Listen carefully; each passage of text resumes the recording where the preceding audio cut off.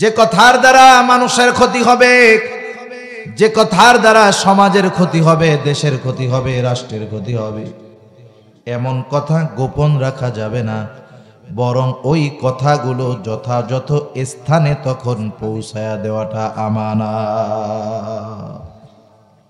রাসূলুল্লাহ সাল্লাল্লাহু আলাইহি ওয়াসাল্লাম জানা দেন, দায়িত্ব আমানত, ছোট বড় সকল প্রকার দায়িত্ব আমানত।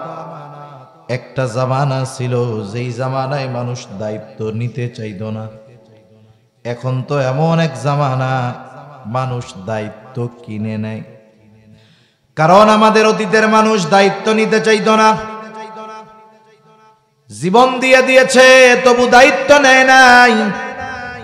ইমামে আজম আবু হানিফা রহমাতুল্লাহি আলাইহি, ইমাম আজম আবু হানিফা, নাম শুনছেন আপনারা? ইমাম আবু হানিফা রহমাতুল্লাহি আলাইহিকে একদিন খলিফা মনসুর বলতেছে, ইমাম আপনি প্রধান বিচারপতির দায়িত্ব গ্রহণ করেন। ইমাম আবু হানিফা রহমাতুল্লাহি আলাইহি সাথে সাথে প্রস্তাব ফিরাইয়া দিলেন। তিনি বললেন, না, আমি এই দায়িত্ব নিতে পারবো না। ইমাম আবু হানিফা খলিফার দায়িত্ব যখন মুখের উপরে ফিরাইয়া দিছে, খলিফা রাগ হয়ে গেছে। রাগ হয়ে চাবুক দিয়ে ইমাম আবু হানিফার গায়ে একটা আঘাত করেছে, বাড়ি মারছে। ইমাম আবু হানিফা কিছু বলেন নাই, খলিফা রাজপ্রাসাদে চলে গেল। রাজপ্রাসাদে যাবার পর খলিফা মনসুরের চাচা বলতেছে, মনসুর, কাজটা তুমি কিন্তু ভালো করো নাই। ইমাম আবু হানিফার গায়ে চাবুক দিয়ে আঘাত করছো, কাজটা ভালো করো নাই। তার কাছে তুমি মাফ চাও, ক্ষমা চাও।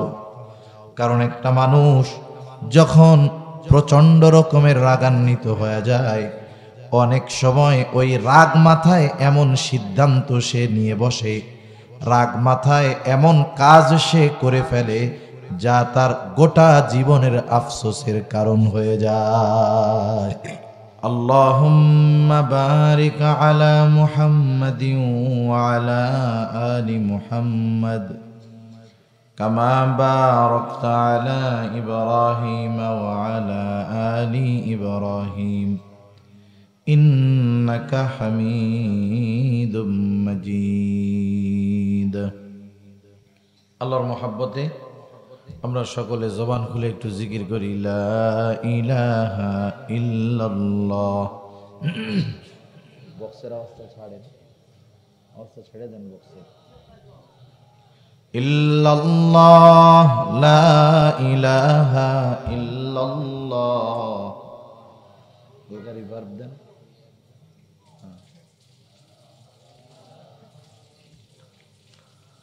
লা ইলাহা ইল্লাল্লাহ, লা ইলাহা ইল্লাল্লাহ। হালকা বেস দেন।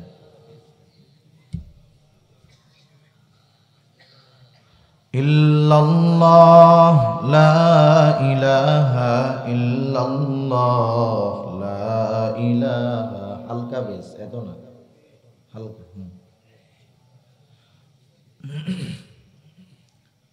লা ইলাহা ইল্লাল্লাহ, লা ইলাহা।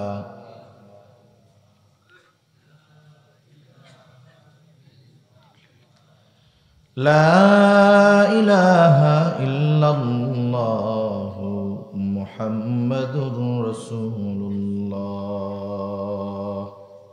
সাল্লাল্লাহু আলাইহি ওয়াসাল্লাম। আলহামদুলিল্লাহ। ঐতিহ্যবাহী কিশোরগঞ্জ জেলার অন্তর্গত কটিয়াদি থানাধীন আচমিতা অগ্রেকোনা জামে মসজিদ ও কাসিমুল উলুম কওমি মাদ্রাসার উদ্যোগে আয়োজিত 15তম বার্ষিক ইসলামী মহাসম্মেলনের সম্মানিত শ্রদ্ধেয় সভাপতি, আমন্ত্রিত প্রধান অতিথি, বিশেষ অতিথিবৃন্দ সহ সম্মানিত শ্রদ্ধেয় উলামায়ে কেরাম,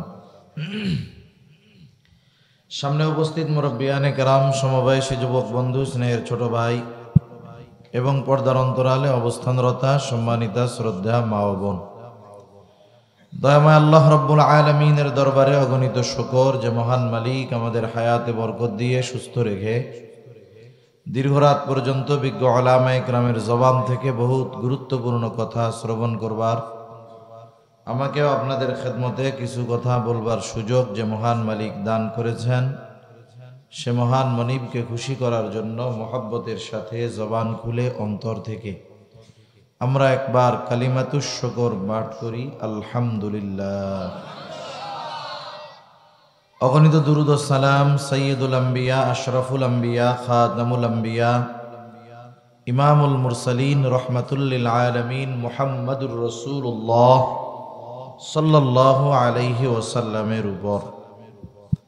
আমি আপনাদের খেদমতে পবিত্র কোরআনুল কারীমের সূরা নিসার 58 নম্বর আয়াত তিলাওয়াত করেছি ও রাসূল আকরাম সাল্লাল্লাহু আলাইহি ওয়াসাল্লামের অগণিত হাদিস থেকে একটা হাদিস পাঠ করেছি। আল্লাহ তাআলার কাছে তৌফিক চাই, আল্লাহ তাআলা কিছু কথা আমাকে বলার সুযোগ করে দেন, যে কথাগুলো আমাদের সবার দুনিয়া এবং আখিরাতের জন্য কল্যাণকর হয়। সকলে বলি আমিন। আমি যে আয়াতটা আপনাদের খেদমতে তিলাওয়াত করেছি, ওই আয়াতের মধ্যে আল্লাহ সুবহানাহু ওয়া তাআলা খুবই সুন্দর দুইটা বিষয়ের উপদেশ আমাদেরকে দিয়েছেন। কয়টা বিষয়ের? দুইটা বিষয়ের। যদিও কোরআনুল কারীমের মধ্যে আল্লাহ সুবহানাহু ওয়া তাআলা বিভিন্ন জায়গায় ওয়াজি বেশি করছেন।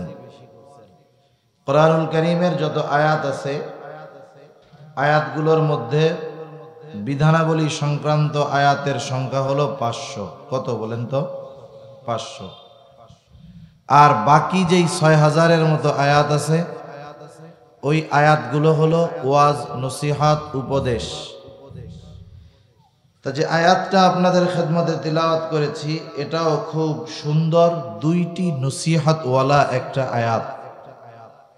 এবং এই দুইটা উপদেশ নসিহত করার পরে আল্লাহ সুবহানাহু ওয়া তাআলা এই নসিহতকে, এই উপদেশকে খুবই সুন্দর ওয়াজ, খুবই সুন্দর নসিহত বলে স্বয়ং আল্লাহ তাআলা নিজে আবার এটাকে অভিহিত করেছেন যে এটা খুব সুন্দর ওয়াজ। ওয়াজ কইরা নিজের ওয়াজ আবার সুন্দর বলছেন কে? আল্লাহ। মানুষ যদি নিজের প্রশংসা নিজে করে, তাহলে ওই মানুষকে মানুষ ভালো চোখে দেখে না। কিন্তু নিজের প্রশংসা নিজে করে আল্লাহ। কারণ দুনিয়ার কোনো মখলুক, দুনিয়ার কোনো সৃষ্টি মূলত আল্লাহ তাআলার প্রশংসা করে শেষ করতে পারে না। সেই দুইটা ওয়াজ আমরা শুনবো, জানবো, সাথে সাথে জীবনের সাথে আমলে পরিণত করব ইনশাআল্লাহ। কারা কারা তৈরি হয়েছে একটু হাত উঁচু করি। নারায়ে তাকবীর, নারায়ে তাকবীর। ইনশাআল্লাহ হাত নামান। মাইককে আগের দিন যেটা ছিল ওইটাই, আজকে আওয়াজ সুন্দর আসতেছে না, সেদিন সুন্দর আসছে।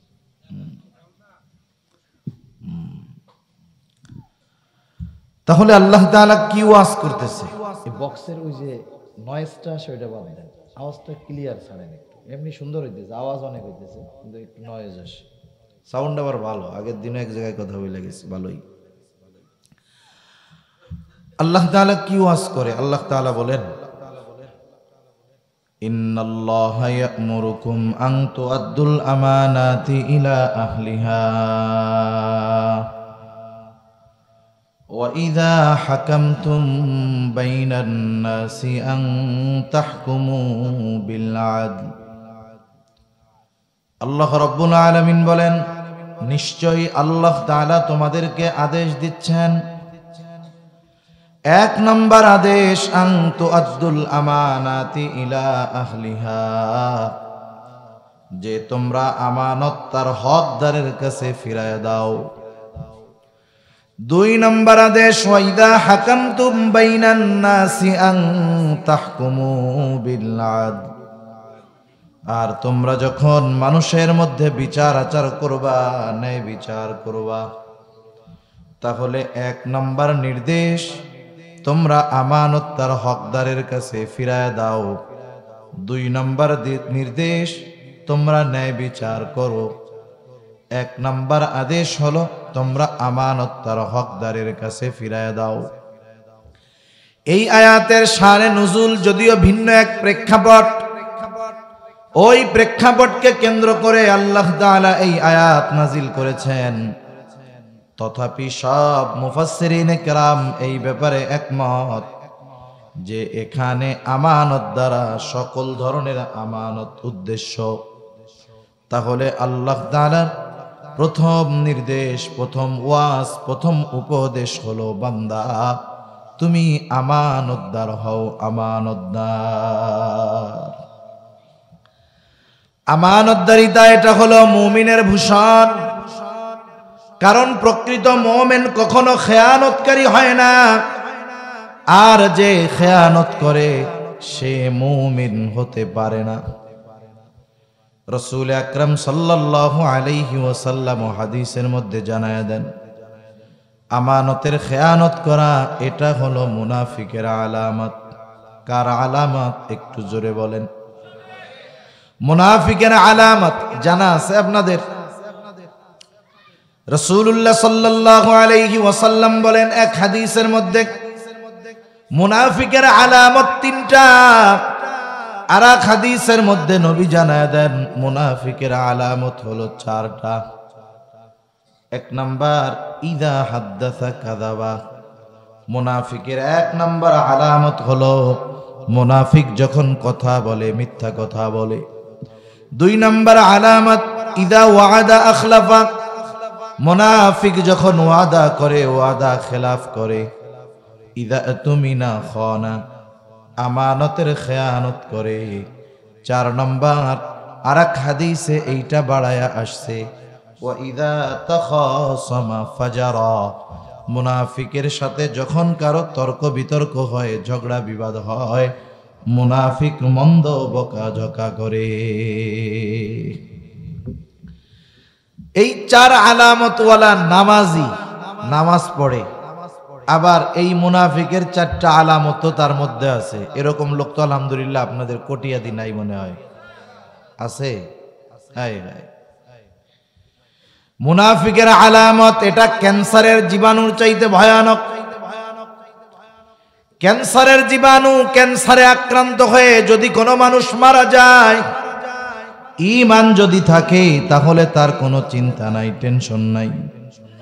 কিন্তু মুনাফিকের জীবাণু, মুনাফিকের আলামত হলো এমন এক ভাইরাস যেটা ঈমানকে খায়া দেয়। মুনাফিকের আলামত যার মধ্যে বিস্তার লাভ করে, সে অনেক সময় দুনিয়া থেকে বেঈমান হয়ে বিদায় নেয়। মনে করেন আমরা তো একটা মানুষের পরিচয়, সূরাত, আকৃতি এগুলা দেখি। মনে করেন দেখলাম মুসলমান ঘরের পোলা, মুসলমান নাম, আমরা একে ইমানদার ভাবি, সেইভাবে তার পরকালের যাত্রার ব্যবস্থা করি। কিন্তু দেখা যাবে এমন অনেক মানুষ আছে, নাম মুসলমানের মতো, বাপ মুসলমান, মা মুসলমান, বংশ মুসলমান, কিন্তু সে তার কিছু কর্ম বিশ্বাসের দ্বারা কোন সময় যে সে বেঈমান হয়ে গেছে ও নিজেও টের পায় নাই। ঠিক কিনা বলেন? মুনাফিকের আলামত গুলো কারো মধ্যে যদি বিস্তার লাভ করে ফেলে, তাহলে একটা সময় ঈমানহীন হয়ে যাওয়ার আশঙ্কা থাকে। তাহলে মুনাফিকের আলামত গুলার মধ্যে অন্যতম এক আলামত হলো ইদা তুমিনা খানা, আমানতের খেয়ানত করা। নবীজি সাল্লাল্লাহু আলাইহি ওয়াসাল্লাম জানায় দেন আমানতদারিতা গুরুত্বপূর্ণ এক জিনিস। এজন্য নবীজি জানায় দেন আমানতদারিতা শুধু যে একটা নেক আমল তা নয়, আমানতদারিতার সম্পৃক্ততা, আমানতদারিতার সম্পর্ক হলো ঈমানের সাথে। এজন্যই নবীজি বলেন লা ঈমানা লিমান লা আমানাতা লা। নবীজি বলেন যার মধ্যে আমানতদারিতা নাই তার ঈমান নাই। সেই জন্য আমানতদার হওয়া প্রত্যেকটা মুমিনের জন্য জরুরি। আফসোসের ব্যাপার, অনেক পাঁচ ওয়াক্ত নামাজি আছে, মুত্তাকি দিনদার মানুষ আছে, কিন্তু আমানতদারিতার ব্যাপারে তার স্বচ্ছ ধারণা নাই। অনেক মানুষ এরকম আছে, মনে করে আমানত মনে হয় শুধু টাকা পয়সা, কেউ দিল ঠিক মতো রাখলাম, ফেরত দিয়া দিলাম, এতটুকুর মধ্যেই মনে হয় আমানতদারিতার সম্পৃক্ততা আর কোনো কিছু মনে হয় আমানতদারিতা হয় না। বিষয়টা এমন নয়। আমানতদারিতা এটা ব্যাপক এক জিনিস। আমানতদারিতার সম্পর্কে আমাদের মুমিন হিসাবে ধারণা থাকা অতি জরুরি। সেজন্য আমার জেহেনে যেই কয়েকটা আসে আপনাদের সাথে একটু আলোচনা করি। আল্লাহ তাআলা ওই কথাগুলো আমাদের সকলকে স্মরণে রেখে আমলে পরিণত করার তৌফিক দান করুন। সকলে বলি আমিন। এক নম্বর আমানতদারিতা হয় আদান প্রদান, লেনদেনের মধ্যে। কিসের মধ্যে? লেনদেনের মধ্যে। এটা কম বেশি আমাদের সবার জানা আছে। লেনদেনের মধ্যে আমানতদারিতা, এটা স্বাভাবিক জানে যে আমার কাছে কেউ যদি সম্পদ দেয়, রাখে, আমার দায়িত্ব হলো সম্পদের মালিককে যথাযথভাবে তার সম্পদ ফিরাইয়া দেওয়া। ঠিক কিনা বলেন? সেজন্য এই বিষয়টা নিয়ে আমি আর আলোচনায় যাব না। তাহলে এক নাম্বার আমানতদারিতা হয় লেনদেনের মধ্যে। দুই নাম্বার, অনেক সময় কথাও হয় আমানত। রাসূলুল্লাহ সাল্লাল্লাহু আলাইহি ওয়াসাল্লাম হাদিসের মধ্যে জানায় দেন, নবীজি বলেন, ইযা হাদ্দাসার রাজুলু সুম্মা ইলতাফাতা ফাহিয়া আমানাতুন। নবীজি বলেন, যখন কোনো মানুষ কথা বলে আর এদিকে সেদিকে তাকায়, ফাহিয়া আমানাতুন, ওই কথাটাও আমানত হয়ে যায়। একজন কোনো কথা আমার আপনার কাছে আইসা বলতেছে আর ডানে বামে এরকম তাকাচ্ছে, এক্ষেত্রে কি বুঝবো? সে ওই কথাটা আমার কাছে বলতেছে, সে চায় না যে তার কথা আমি ছাড়া অন্য কেউ শুনুক। ঠিক কিনা বলেন? রাসূলুল্লাহ সাল্লাল্লাহু আলাইহি ওয়াসাল্লাম বলেন, এই কথাটা তখন আমানত হয়ে যায় যদি কেউ ওই কথাটা অন্য কারো কাছে বলে দেয়, সেও খেয়ানতকারী। এই জন্য আমাদের অবস্থা হলো এইরকম। কোন মানুষ যদি আমার আপনার কাছে কোনো কথা বলার পরে বলে, হুজুর কথাটা শুধু আপনাকে বললাম, আপনি আর কাউরে বললেন না, তাহলে আমি যতক্ষণ ওই কথাটা আর একজনের কাছে না বলি ততক্ষণ আমারও আর ভালো লাগে না। ঠিক না? ওই বেটা কইয়া আমার চোখের থেকে আড়াল হওয়ার আগেই আমি আর একজনের ডাক দিয়া কই, এই ও আমারে কি কথা কইছে জানোস? কেমনে জানবো না কইলে? আমারে খুব বিশ্বাস করে, আমার কাছে বলছে আর কারো কাছে কইতে মানা করছে, আমি শুধু তোর কাছে কইলাম, তুই কিন্তু কারো কাছে কইস না। এরকম বলে না অনেকে? বলে। এখন যার কাছে ওই কথা কইয়া কইছে যে তোমারে কইলাম, তুমি আর কাউরে কইও না, ও মনে করে তাইলে মনে হয় একজনের কাছে বলা জায়েজ আছে। ও এবার আর একজনের কাছে গিয়া বলবে, ভাই হুজুরে কি মিথ্যা কথা কয়? না, হুজুর মিথ্যা কথা কইতে পারে, মিথ্যা কথা বলতে পারে। হুজুর আমাকে খুব বিশ্বাস করে, আমাকে এই কথাটা বলছে, কারো কাছে বলতে মানা করছে, আমি তোমারে বললাম, তুমি কাউরে বইল না। এইরকম করতে করতে যে যার কাছে বলে শুধু বলে তোমাকে বললাম, তুমি আর কাউরে বইল না। এই বলতে বলতে সকালের কথা, যেই কথা কারো কাছে বলা মানা ছিল, ওই কথাও 100 জনের কাছে পৌঁছে গেছে। এখন বলেন তো, আমি কি 100 জনের কাছে কইছি? আমি বলছি কয়জনের কাছে? যদিও আমি বলছি একজনের কাছে, পৌঁছায় গেছে 100 জনের কাছে। তার মানে এই 100 জনের কাছে পৌঁছানোর জন্য দায় আমার। এই জন্য আমার আমল নামায় একটা খেয়ানতের গুনাহ হবে না, 100 খেয়ানতের গুনাহ হবে। কারণ হাদিসের মধ্যে নবীজি জানায় দেন, যখন কারো দ্বারা কোনো ভালো কাজের সূচনা হয়, নেকের কাজের সূচনা হয়, ওই কাজ যতদিন দুনিয়ায় চলে, যতজন করে, ওই ভালো কাজ করনেওয়ালা যতজন হবে, ওই প্রথম যে শুরু করেছে ওই ভালো কাজ, তার আমল নামায় সকলের পক্ষ থেকে সওয়াব জমা হয়ে যায়।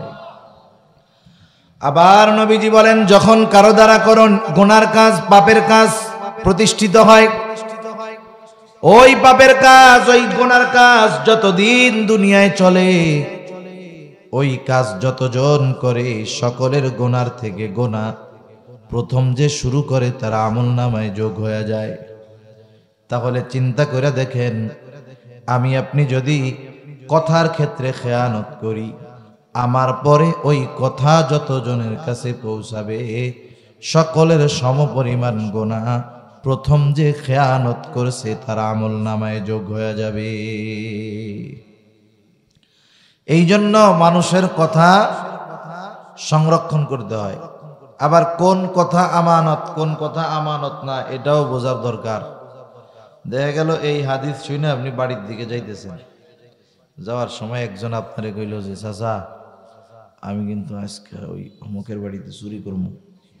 ডানে বামে তাকাইয়া কি কইছে যে আমি ওই বাড়িতে আজকে কি করব, চুরি করব। এখন আপনি চিন্তা করতেছেন হুজুর তো বলল ডানে বামে তাকাইয়া কথা কইলে সেই কথা সংরক্ষণ করতে হবে, আমানত, কারো কাছে কওয়া যাবে না। এখন তো বিপদ, যদি কথা বইলা দেই তাইলে খেয়ানত হয়, না বললে ওই লোকের বাড়ি চুরি হয়ে যায়। বিপদ আছে না, বিপদ। এখন বিষয় হইল একটা মানুষকে আল্লাহ তাআলা ওই বুদ্ধি দিয়েছে, ওইটুকু জ্ঞান আল্লাহ তাআলা মানুষকে দিছে যে একজন মানুষ কোন কথা বললে ওই কথা গোপন করতে হবে, কোন কথা বললে বইলা দিতে হবে, এই বুদ্ধি আল্লাহ তাআলা মানুষকে দিছে। সেজন্য এই ধরনের কথা যদি কেউ বলে এই ক্ষেত্রে বলে দিতে হবে, গোপন রাখলে ঝামেলা, ঠিক কিনা বলেন? এমন কথা যদি কেউ বলে যে কথার দ্বারা ইসলামের ক্ষতি হবে, যে কথার দ্বারা মানুষের ক্ষতি হবে, যে কথার দ্বারা সমাজের ক্ষতি হবে, দেশের ক্ষতি হবে, রাষ্ট্রের ক্ষতি হবে, এমন কথা গোপন রাখা যাবে না, বরং ওই কথাগুলো যথাযথ স্থানে তখন পৌঁছায়া দেওয়াটা আমানত। যাই হোক, কথা হয় আমানত। 3 নাম্বার দায়িত্ব হয় আমানত। রাসূলুল্লাহ সাল্লাল্লাহু আলাইহি ওয়াসাল্লাম জানায় দেন দায়িত্ব আমানত, ছোট বড় সকল প্রকার দায়িত্ব আমানত। একটা জামানা ছিল যেই জামানায় মানুষ দায়িত্ব নিতে চাইতো না। এখন তো এমন এক জামানা মানুষ দায়িত্ব কিনে নেয়। দায়িত্ব কিনে, বুঝেন নাই? দায়িত্ব কেনা বুঝেন নাই? নমিনেশন কিনতে টাকা লাগে না, এমনিই দেয়। চেয়ারম্যান হইতে টাকা লাগে না, লাগে। একজন চেয়ারম্যান হওয়ার পরে যে কয় টাকা ভাতা পাবে তার 100 গুণ ব্যয় কইরা সে চেয়ারম্যান হয়। কি ফজিলত এর মধ্যে আল্লাহই জানে। আচ্ছা, একজনের যদি জনসেবা করতে মন চায়, মানুষের খেদমত করতে মন চায়, মানুষের খেদমত করতে গেলেই কি এমপি, চেয়ারম্যান, মন্ত্রী হওয়া লাগে? ইচ্ছা থাকলে, আল্লাহ তৌফিক দিলে এমপি চেয়ারম্যান হওয়া ছাড়াই মানুষের খেদমত করা যায় কি যায় না? যায়। তাহলে এরপরেও যারা সম্পদ ব্যয় করে দায়িত্ব নিতে চায়, বুঝতে হবে এই জায়গায় কোনো সমস্যা আছে, ঠিক কিনা কোন? কারণ আমাদের অতীতের মানুষ দায়িত্ব নিতে চাইতো না, জীবন দিয়ে দিয়েছে তবু দায়িত্ব নেয় নাই। ইমামে আজম আবু হানিফা রহমাতুল্লাহি আলাইহি, ইমাম আজম আবু হানিফা, নাম শুনছেন আপনারা? ইমাম আবু হানিফা রহমাতুল্লাহি আলাইহিকে একদিন খলিফা মনসুর বলতেছে, ইমাম আপনি প্রধান বিচারপতির দায়িত্ব গ্রহণ করেন। ইমাম আবু হানিফা রহমাতুল্লাহি আলাইহি সাথে সাথে প্রস্তাব ফিরাইয়া দিলেন। তিনি বললেন, না, আমি এই দায়িত্ব নিতে পারবো না। ইমাম আবু হানিফা খলিফার দায়িত্ব যখন মুখের উপরে ফিরাইয়া দিছে, খলিফা রাগ হয়ে গেছে। রাগ হয়ে চাবুক দিয়ে ইমাম আবু হানিফার গায়ে একটা আঘাত করেছে, বাড়ি মারছে। ইমাম আবু হানিফা কিছু বলেন নাই, খলিফা রাজপ্রাসাদে চলে গেল। রাজপ্রাসাদে যাবার পর খলিফা মনসুরের চাচা বলতেছে, মনসুর, কাজটা তুমি কিন্তু ভালো করো নাই। ইমাম আবু হানিফার গায়ে চাবুক দিয়ে আঘাত করছো, কাজটা ভালো করো নাই। তার কাছে তুমি মাফ চাও, ক্ষমা চাও। কারণ একটা মানুষ যখন প্রচন্ড রকমের রাগান্বিত হয়ে যায়, অনেক সময় ওই রাগ মাথায় এমন সিদ্ধান্ত সে নিয়ে বসে, রাগ মাথায় এমন কাজ সে করে ফেলে যা তার গোটা জীবনের আফসোসের কারণ হয়ে যায়। সেজন্য একটা শিক্ষা হলো, আমরা কখনো রাগের মাথায় কোনো বিষয়ের সিদ্ধান্ত নিব না। রাগারাগির সময় কোনো বিষয়ের কি নিব না, সিদ্ধান্ত নিব না। এটা আর একটু ঘুরাই দেন, আওয়াজটা আজকে সুন্দর হইতেছে না ভাই, ই করে দেন। এমনি বক্সের আওয়াজটা তো মিষ্টি বের হওয়ার কথা, কেড়কেড়া বের হইতেছে কেন? ওই বাইরের আওয়াজ আর এই আওয়াজ মিলতেছে না, একটু ঘুরাই দেন, ওদিক ঘুরাই দেন, আমার কানে আসা লাগবে না ওইটা। তাহলে রাগের মাথায় কোনো সিদ্ধান্ত আমরা নিব না। অনেক সময় দেখবেন গ্রাম অঞ্চলে বেশি হয়, স্বামী স্ত্রীর রাগারাগি, সামান্য বিষয় নিয়ে ঝগড়া লাগছে, এক সময় এই ঝগড়াটা এক পর্যায়ে যায়, দুইজনে এমন রাগারাগি হয়, স্বামী স্ত্রীর 14 গোষ্ঠী ধরে তালাক দিয়ে দেয়। হয় কি হয় না? হয়। আমাদের মানুষরাও আমরা খারাপ আছি, অল্পতে আমাদের সমস্যা বেশি। সেজন্য রাগের মাথায় কোনো সিদ্ধান্ত নিব না। রাসূল আকরাম সাল্লাল্লাহু আলাইহি ওয়াসাল্লাম জানায়া দিয়েছেন বিষয়টা, যা কই দিকে না যাই। ইমাম আবু হানিফা রাহমাতুল্লাহি আলাইহিকে চাবুক মারবার পর খলিফা মনসুরের চাচা বলতেছে, মনসুর কাজটা তুমি ভালো করো নাই, তার কাছে তুমি মাপ চাও।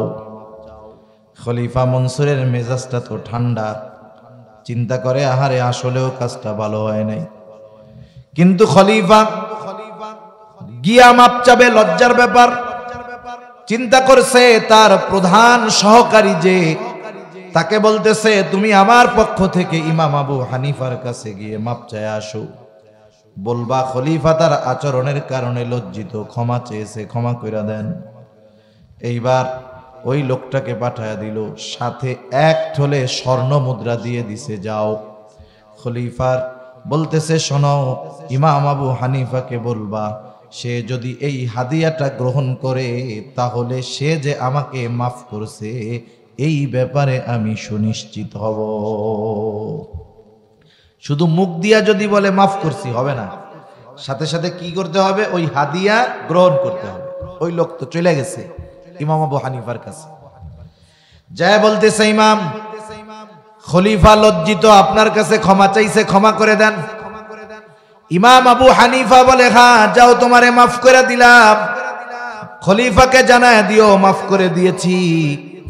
কারণ যারা বুজুর্গ মানুষ, আল্লাহওয়ালা মানুষ, এদেরকে কেউ যদি কখনো কষ্ট দেয়, এদের কাছে গিয়া যখন সে মাফ চায় সাথে সাথে তারা মাফ করে দেয়। এটা নববী আখলাক, নবীর চরিত্রের একটা অংশ। দেখেন তায়েববাসী নবীজিরে পাথর মাইরা রক্তাক্ত বানায় ফেলছে। বলেন তো নবীজি তাদের উপরে অভিশাপ দিছে, বদদোয়া করছে? ফিরিস্তা আসছে যে আদেশ দেন 2 পাহাড় মিশাইয়া পিষা দিয়ে দেন। নবীজি বলছেন, না, আমি তো আশা করি আল্লাহ তাআলা এদের মধ্য থেকে এমন এক জাতি বের করবে যারা এক আল্লাহর ইবাদত করবে, তার সাথে শরীক করবে না। সুবহান। তাহলে ক্ষমার মহানুভবতা প্রদর্শন, এটা নববী এক আখলাক। ইমাম আবু হানিফা মাফ করে দিয়েছে। এইবার লোকটা বলতেছে, ইমাম আপনি যে মাফ করলেন, খলিফা তখনই সুনিশ্চিত হবে যখন এই হাদিয়া আপনি গ্রহণ করবেন। ইমাম আবু হানিফা বলে, তোমার এই হাদিয়া লাগবে না, আমি মাফ করে দিয়েছি। লোকটা পিড়াপিড়ি করে, জোরাজুরি করে বলে, না, এ হাদিয়া আমি রাখবো না। বলে, আপনি রাখেন, আপনার ব্যবহার করা লাগবে না, অন্যদেরকে দান সদকা করে দিয়েন। ইমাম আবু হানিফা বলে, শোনো, তোমার কাছ থেকে এই স্বর্ণ মুদ্রা রাখার পর আমি দান করে দিলাম না নিজে ব্যবহার করলাম সেটা বিষয় নয়, বরং তোমার খলিফা জানবে ইমাম আবু হানিফা আমার দেওয়া হাদিয়া গ্রহণ করেছে। এইটা হলো মূল বিষয়। ওই লোক আরো জোরাজোরি করতেছে। এখন ইমাম আবু হানিফা জিজ্ঞাসা করে যে, তোমার খলিফা যে আমার জন্য হাদিয়া পাঠাইলো, টাকা পাইলো কোথায়? এই স্বর্ণ মুদ্রা পাইলো কোথায়? এখন বলেন, কেউ যদি চুরি করে আয় না, কেউ হাদিয়া দেয়, এ হাদিয়া নেওয়া যাবে? যদি সুনিশ্চিত হওয়া যায় যে এই টাকাটা চুরি করে আনছে, তাহলে ওই টাকা হাদিয়া দিলে গ্রহণ করা বৈধ হবে না। চোরাই মাল কেনা যাবে না। যদি নিশ্চিত হওয়া যায় যে এটা চোরাই মাল, তাহলে কি কেনা যাবে? অনেকে যায় ঢাকা গুলিস্তান মোবাইল কিনতে, আরে মিয়া মোবাইল যদি কিনতে হয় তুমি তোমার এলাকার দোকান থেকে কিনো, গুলিস্তান যাও কেন, যাই তো চুরাই মাল কিনতে, ঠিক কিনা বলেন? সেজন্য কেউ যদি সুনিশ্চিত হয় যে এই পণ্যগুলো চোরাই পণ্য, চুরি করেইও আনছে, তাহলে এই ধরনের পণ্য জানার পরে কেনা বৈধতা নাই, কেনার বৈধতা নাই। আবু হানিফা বলে পাইছে কোথায় স্বর্ণমোহর?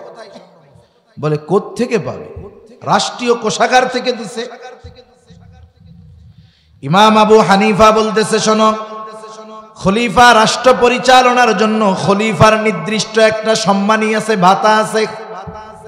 আমাদের দেশের প্রধানমন্ত্রীর একটা ভাতা আছে, প্রেসিডেন্টের একটা ভাতা আছে, মন্ত্রীর ভাতা আছে, এমপি সাহেবের ভাতা আছে, চেয়ারম্যান সাহেবের ভাতা আছে, মেম্বার সাহেবের ভাতা আছে। মনে রাখতে হবে কোন রাষ্ট্রপ্রধানের ওই ভাতার বাইরে রাষ্ট্রীয় কোষাগার থেকে একটা টাকাও নেওয়া তার জন্য বৈধ নয়। ইমাম আবু হানিফা বলতেছে, খলিফারে গিয়ে বলবা বাইতুল মাল থেকে শুধুমাত্র তার সম্মানী ওজিফার বাহিরে একটা টাকা ব্যয় করার অধিকার তার নাই, সে কাউকে হাদিয়া দিতে পারবে না, এগুলো এ অধিকার তার নাই, এটা তাকে বলে দিবা, এটা খেয়ানত হবে। ওই লোক অনেক সময় ধরে তেলাতেলি করতেছে না, ওরও একটু রাগ হইছে। ও খলিফার কাছে স্বর্ণ মুদ্রা নিয়ে বলছে, আবু হানিফা এরকম এরকম বলছে, যা কইছে আর একটু সাজায় গুজায় বলছে আর কি। যারা মিথ্যা কথা বলতে পারে এদের কথা সুন্দর হয়, জানেন? যারা বাটপার এদের ভাষা সবচেয়ে সুন্দর। দেখবেন আপনি জানেন ওইটা বাটপার, এরপরেও দেখবেন ওর কথায় আপনি ফাইসা যাবেন। আছে না এরকম? গরুর দালালি যেগুলা করে, গরুর হাট তো আছে আপনাকে আশেপাশে, দেখবেন যে দালাল যে কত সুন্দর গরু রে, যেইটা একবারে ফালতু গরু ওইটারেও গরু তরতাজা বানায় ফেলবে। কত মানুষ দেখে যে খারাপ, এরপরেও দালালের কথায় ফাইসা ওই অসল মাল কিনা বাড়ি ফিরে যায়। আছে না নাই? এখন ও খুব সাজায় গুজায় খলিফারে বলছে, খলিফা আরো রাগ হয়ে গেছে। এবার খলিফা আদেশ দিছে, যাও, ইমাম আবু হানিফার কত বড় সাহস, ওকে আটকাও, জেলখানার মধ্যে ভরে ফেলো। ইমাম আবু হানিফাকে জেলখানার মধ্যে আটকায় দেওয়া হলো। ইমাম আবু হানিফাকে চাবুক দিয়ে বাড়ি মারা হতো, আর বলা হতো আপনি যদি প্রধান বিচারকের দায়িত্ব গ্রহণ করেন ছেড়ে দেওয়া হবে। ইমাম আবু হানিফা দায়িত্ব নেয় না। দিন যায়, অত্যাচার জুলুমের মাত্রা বাড়তেছে। ঐতিহাসিকদের থেকে দুই ধরনের বর্ণনা পাওয়া যায়। একটা হলো জেলখানার মধ্যেই ইমাম আবু হানিফাকে খাবারে বিষ প্রয়োগ করে শহীদ করে ফেলা হলো। আর একটা হলো উনি যখন প্রচন্ড রকমের অসুস্থ হয়ে গেলেন, ইমাম আবু হানিফাকে বাড়িতে পাঠিয়ে দেওয়া হলো, গৃহবন্দী করে ফেলা হলো। ওই অবস্থায় ইমাম আবু হানিফা দুনিয়া থেকে বিদায় নিয়ে চলে গেলেন। জিজ্ঞাসা করা হয়েছিল, ও ইমাম আবু হানিফা, আপনি প্রধান বিচারকের দায়িত্ব কেন গ্রহণ করলেন না? এত জুলুম অত্যাচারের পরেও কেন আপনি দায়িত্ব নিলেন না? অথচ ওই দায়িত্ব গ্রহণ করার সব যোগ্যতা আল্লাহ তাআলা আপনাকে দিয়েছিলেন, এরপরেও কেন আপনি দায়িত্ব গ্রহণ করেন নাই?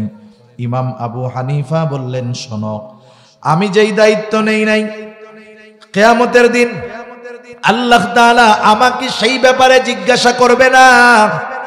আর যদি আমি প্রধান বিচারকের দায়িত্ব গ্রহণ করতাম, বিচার করতে গিয়ে যদি কোনো ত্রুটি বিচ্যুতি হতো, কিয়ামতের দিন আল্লাহ তাআলার সামনে খেয়ানতের বোঝা নিয়ে আমাকে দাঁড়ানো লাগতো। এই জন্য বাড়ি খাইছি তবু দায়িত্ব নেই নাই। আমাদের অতীতের মানুষ চাবুকের বাড়ি খাইয়া দায়িত্ব নেয় নাই, আর আমরা ঘুষ দিয়া দায়িত্ব নেই জনসেবা করার। ঠিক কিনা কন? কি বড় জনদরদি! এই যে ঘুষ দিয়া জনসেবা করতে চায়, জনগণের খেদমত করতে চায়, এরা কি আসলে জনগণের খেদমত করে? কোশ্চিন কালেও সম্ভব না। সেজন্য দায়িত্ব আমানত।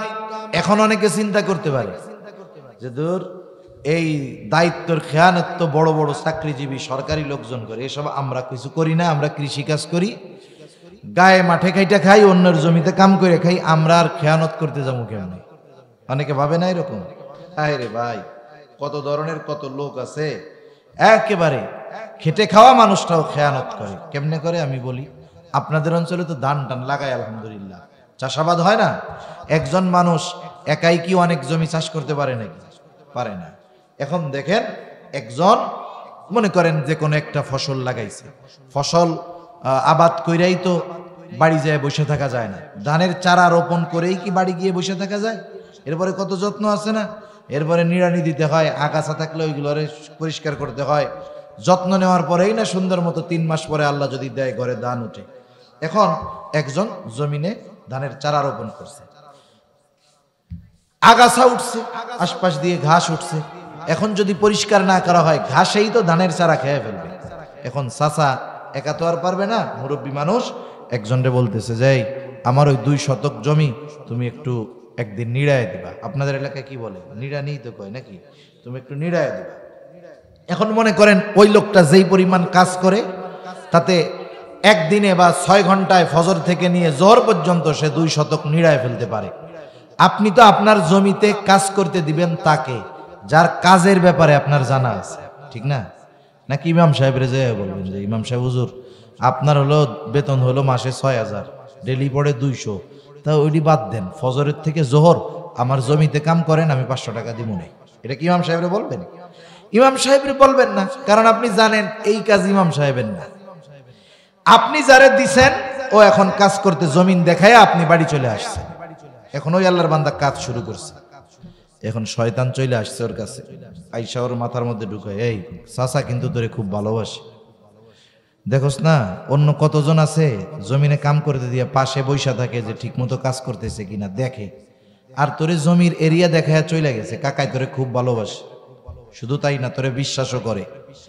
এই যে শয়তান মাথার মধ্যে ওয়াসওয়াসা দেয়, একটু পরে বলে আগামীকাল তো তোর কাম কাজ নাই, কেমনে চলবি? এবার শয়তান ওয়াসওয়াসা দিচ্ছে, তাহলে কাজটা একটু ডিলে ডিলে কর। মানে একদিনের কাম কয়দিন লাগাবি? 2 দিন। ও চিন্তা করে আগামীকাল তো কাম কাজ নাই, কাকাও তো কইলেই বিশ্বাস করবে, তাইলে 1 শতক জমি সুন্দর মতো জোহর পর্যন্ত ধীরে ধীরে বিড়ি খাইতে খাইতে আস্তে আস্তে 1 শতক জমি ইচ্ছা করে দেরি করে আর 1 শতক কালকে লেগে রেখে দিছে। এখন চাচা আবার বলছে যে আসরের নামাজ পড়া ওই 4 দোকানের ওই জায়গায় আইসো, তোমার টাকা দিয়ে দিব। এখন বিকালবেলা চাচার কাছে গেছে, চাচা কিছু বলার আগেই যে কি কয়, আরে চাচা তুমি আমারে কি জমি দেখাই দিছো? তুমি তো ঘাসের মাটির উপরে দেখছো, নিচে তো দেখো নাই, শিকড় একটাই বড়। আরে আমি এর লেগেই এক বেলায় 1 শতক হইছে, অন্য কেউ হইলে আধা শতকও নিড়াইতে পারতো না। বলেন তো এরকম কথা বলার পরে চাচা খুশি হবে না বেজার হবে? খুশি হবে। জোরে বাবা, অন্য কেউ নিলে 4টা লাগতো, 2000 টাকা শেষ, এর দিয়ে তো 2টাই কাম হয়ে যাবে। এবার টাকা দিয়ে ঠিক আছে আগামীকালকে ওই কাজটা করে ফেলাইও। এখন বলেন এই যে লোকটা ধোকা দিল, কৃষি কাজ করে কত পরিশ্রম করছে, এই যে ধোকা দিল, এ কি দায়িত্বের খেয়ানত করে নাই? ও যে টাকাটা ফাঁকি দিয়ে নিছে ওর লেগে কি জায়েজ হয়েছে?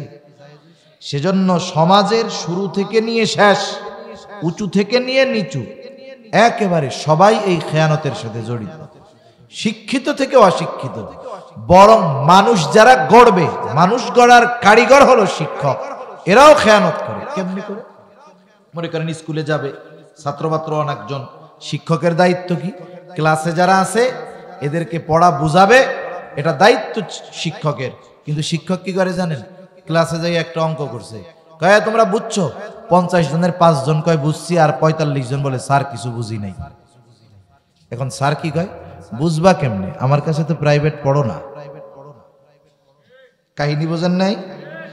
ওই যে আইসো, আমি ওই জায়গায় বিকাল বেলায় কোচিং করাই, আইসো অঙ্ক ভালো মতো বুঝাই দিব না।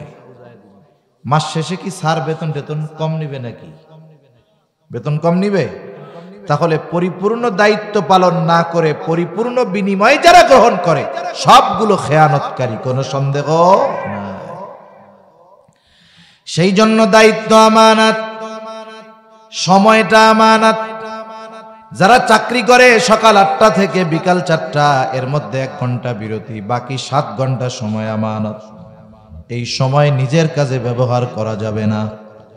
সন্তান সন্ততি আমানত, শরীয়তের বিধিবিধান আমানত।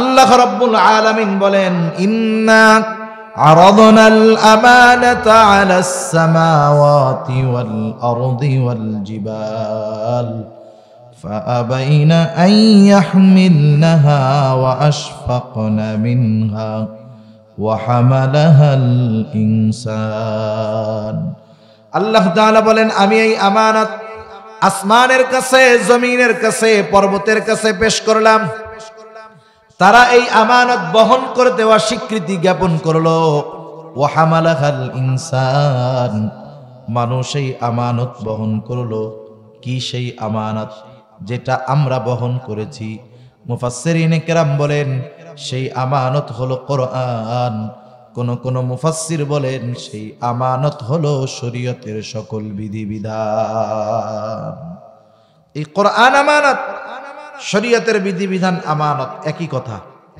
তাহলে শরীয়তের যত আদেশ নিষেধ আছে সব আমাদের উপরে কি একটু জোরে বলেন তো আমানত ঘুমাসতেছে আরেকটা তাকবীর দেন নারায়ে তাকবীর আরেকটু জোরে নারায়ে তাকবীর আমি আর বেশি সময় নিব না 20 মিনিটের মধ্যে কমপ্লিট হয়ে যাবে ইনশাআল্লাহ তাহলে শরীয়তের যত বিধিবিধান আছে সব আমাদের কাছে কি বলেন তো আমানত দিবেন কে অনেকে আরে আমরা পাবলিকের আমানত খেয়ে ফেলি আল্লাহর আমানত আমরা খেয়ে ফেলি দেখেন শরীয়তের যত আদেশ নামাজ পড়তে হবে আদেশটা কার আরেকটু আস্তে কোন কার আল্লাহ এখন কেউ যদি নামাজ না পড়ে একটা গুনাহ হয় না গুনাহ হয় নামাজ এই আদেশ প্রথমে অমান্য হয় এই আদেশটা হলো আমানত না মানার কারণে খেয়ানত হয় আর না মানলে তো একটা শাস্তি আছে মানে নামাজ না পড়লে একটা শাস্তি আছে সেটা তো আছেই তার মানে দেখেন আদেশ অমান্য করলে প্রথমে হয় খেয়ানত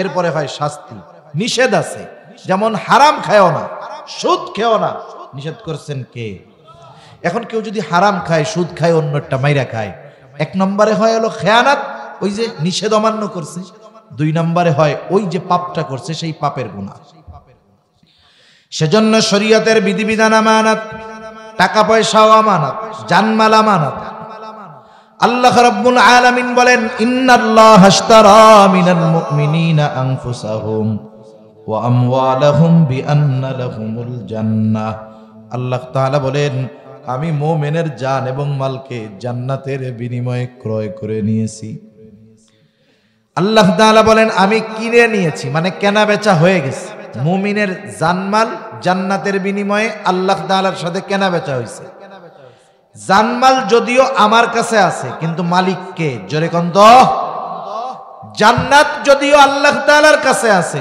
মালিক কারা আমরা আমরা আমরা মুমিন মালিক যদিও আল্লাহ তাআলার কাছে আছে একটা উদাহরণ দেই বুঝতে সহজ হবে মনে করেন এক লোক ফজরের নামাজ পড়া রাস্তায় বের হইছে হাঁটার জন্য আল্লাহর বান্দা হাঁটতেছে ওই দিক গেছে হাঁটতে হাঁটতে মেন রোডের কাছাকাছি গেছে যাইয়া দেখে এক লোক একেবারে তরু তাজা কচি কদু কদু চেনেন তো কদু হয় না বিক্রির জন্য বসে আছে আপনাদের এদিকে হয় কদু আচ্ছা খাওয়াইলেই না বুঝমু যে কদু হয় আচ্ছা যাই হোক এখন কদু নিয়া বসে আছে মোটামুটি যারা ইসলাম সম্পর্কে বোঝে ওলামা ইকরামের সাথে চলাচল করে এরা জানে যে নবীজির পছন্দের তরকারি হলো এই কদু এই কদুর মধ্যে অনেক উপকার আছে আমাদের এই যে কয়েকটা রোগের কথা বলি আপনার হার্টের উপকার হয় যাদের হাই প্রেসার আছে উপকার হয় তরকারিটা খুব ঠান্ডা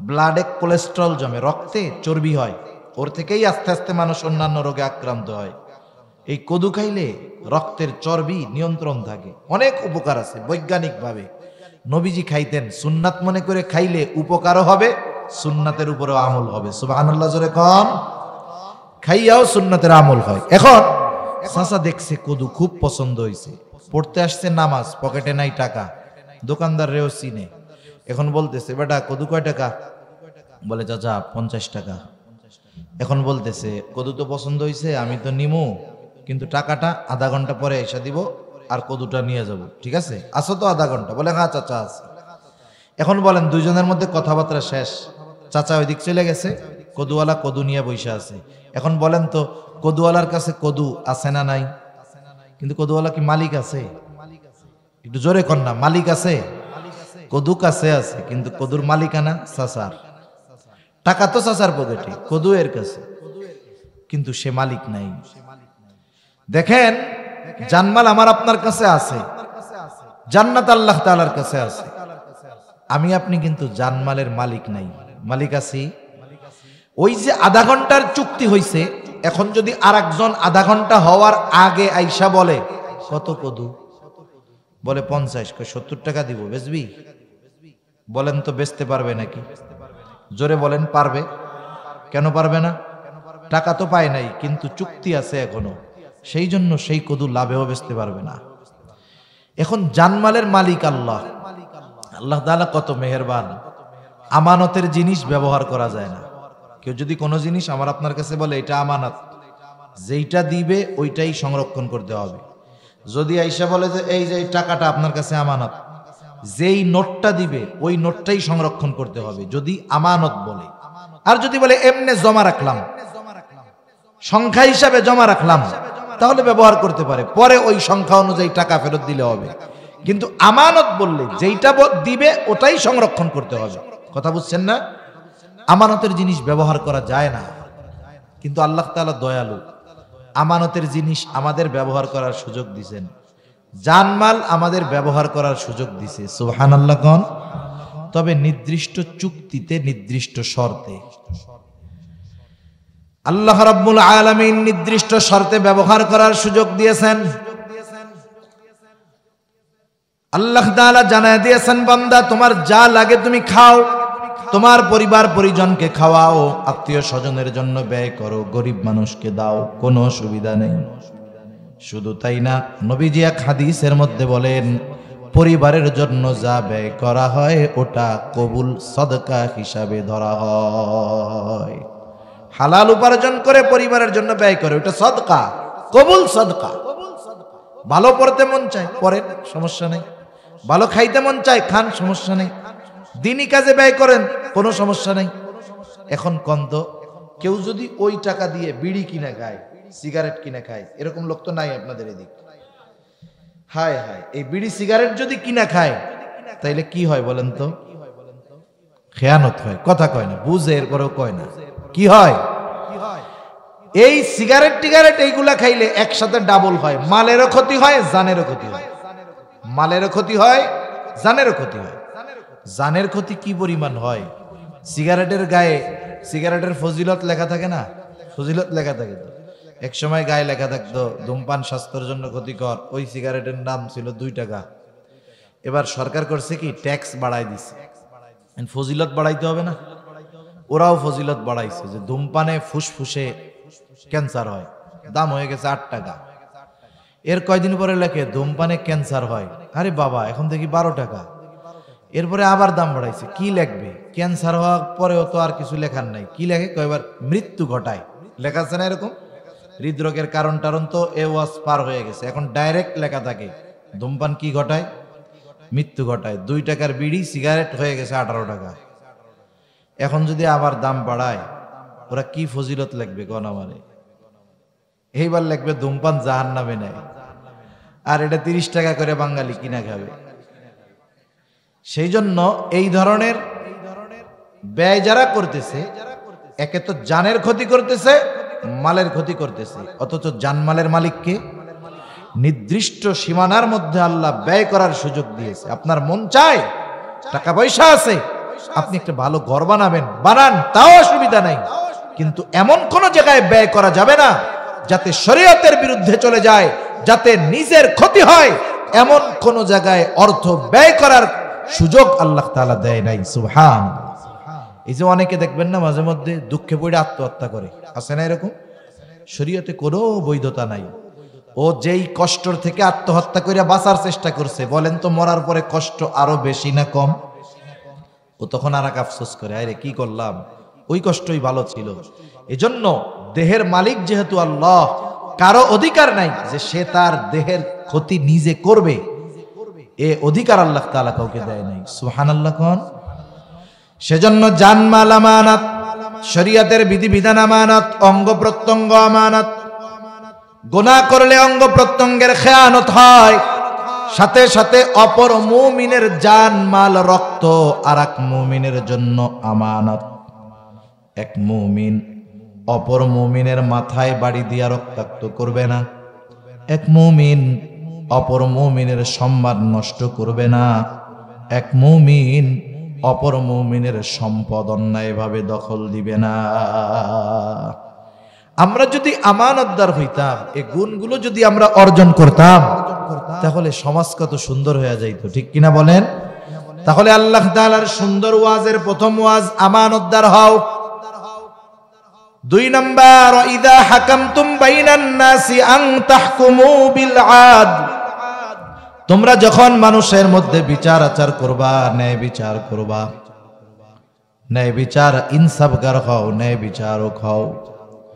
যদি শত্রু তোমার কাছে বিচার চাইতে আসে, খবরদার শত্রুতার কারণে তার উপরে তুমি অবিচার করবা না। আল্লাহ তাআলা বলেন, ওয়ালা ইয়াজরিমান্নাকুম শানাআনু কওমিন আলা আল্লা তা'দিলু ইয়াদিলু হুয়া আকরাবু লিত্তাকওয়া।